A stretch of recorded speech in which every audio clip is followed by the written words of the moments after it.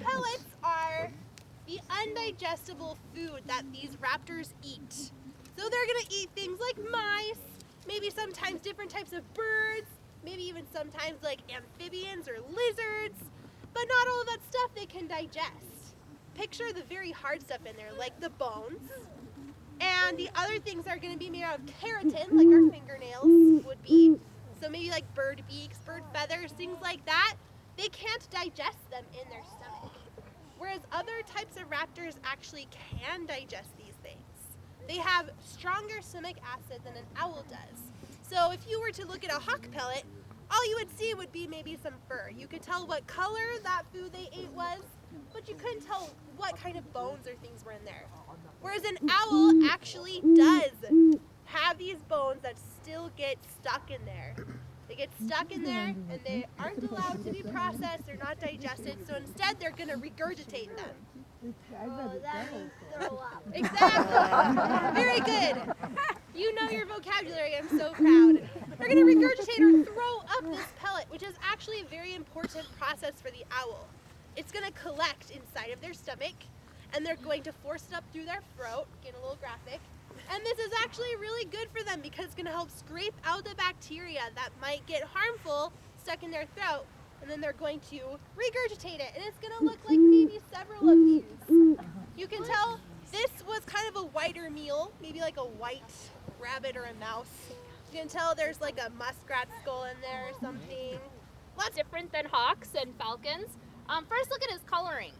He's got a lot of cryptic coloration. This is used, of course, for camouflage.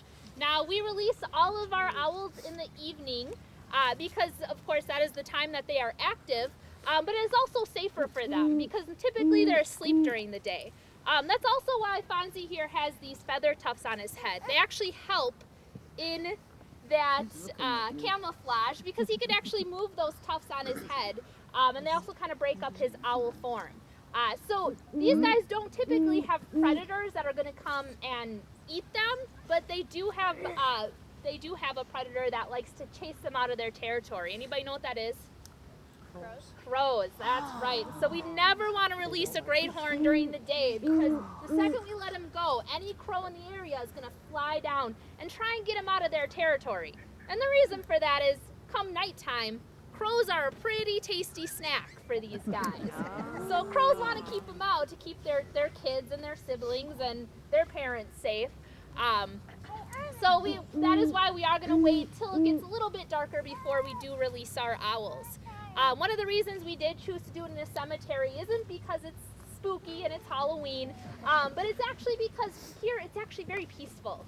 You know, not many people are at a cemetery all the time, and so it's a very nice, peaceful place. This is great habitat. We're going to send them right off into the woods over there.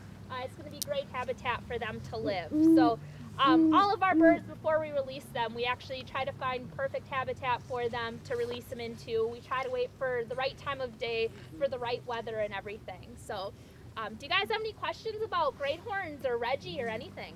Yeah.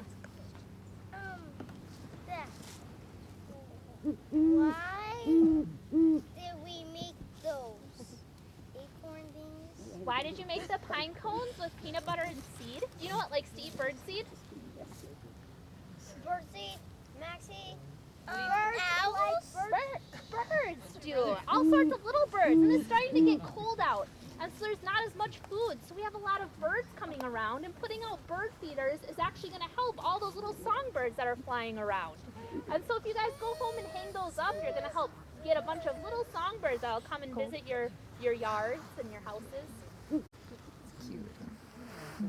do we get to touch the owls? You don't get to touch them just because Fonzie here, he's not a pet. He's still a wild animal. And so unlike your dog, which might like to be touched and petted, he doesn't really like to be petted. And so even though he knows me, even I don't sit and pet him just because I know he doesn't like it. But I heard him when he said, ooh, I thought he said, yeah. So you're saying yeah. Yeah. Do you want to touch his foot? Say what kind of releasing? We're releasing 2 great horns. Yep, so just like Foxy here. Yeah. Why does the tail go up when That's part of his way of looking attractive to other owls, or in his case, humans. He thinks it makes himself look cute. Not yet. Whoa! Not yet. All right, but we're gonna have 2 other great horns now that you'll get to see. So. Why is that one with its mouth open? They're a little bit different coloration. That's natural. Different hues. What are you looking at? Now you see when people made some noise with their feet and leaves, he looked, and that's because he can hear that. No. You're not going anywhere. It's like prey on the foot.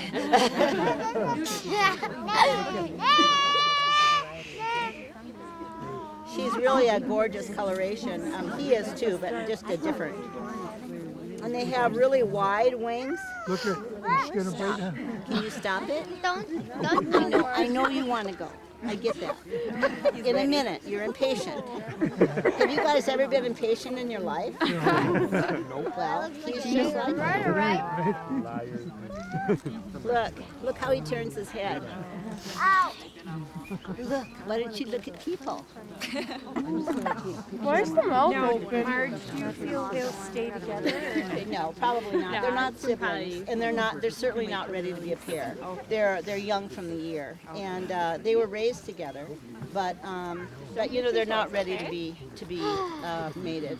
When do they pair up? In a few years. Oh, I'm gonna bring her this way too, so these people can see. You can see the difference of the coloration here. Sweetheart, no, I don't. No, I know. Look at you. That's your sister. Say hi, honey. Look how nice she is. There's always a comedian in every crowd. Last time There's a comedian in every crowd. That would be you. You're just like your dad. Actually, he is. His foster father. They're raised by a foster dad, as Abby was telling you, which is a non-releasable adult. And it doesn't have to be in humans. It doesn't have to. We always think of mom as raising babies, but that's because mom gives milk, and they don't need milk, so it's not a big deal. And fathers are extremely important in raising the babies. But turn your head. That's awesome. Can you do that? Come here, let me see. Come on, why don't you come over here, I want to see. All right, why don't you look at everybody and see if you can turn your head. Wait, don't turn your body. Just try to turn your head all the way around.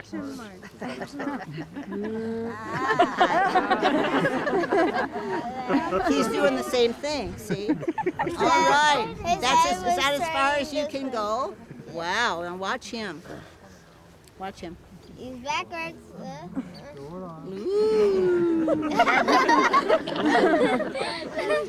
He's got you beat. That's all right.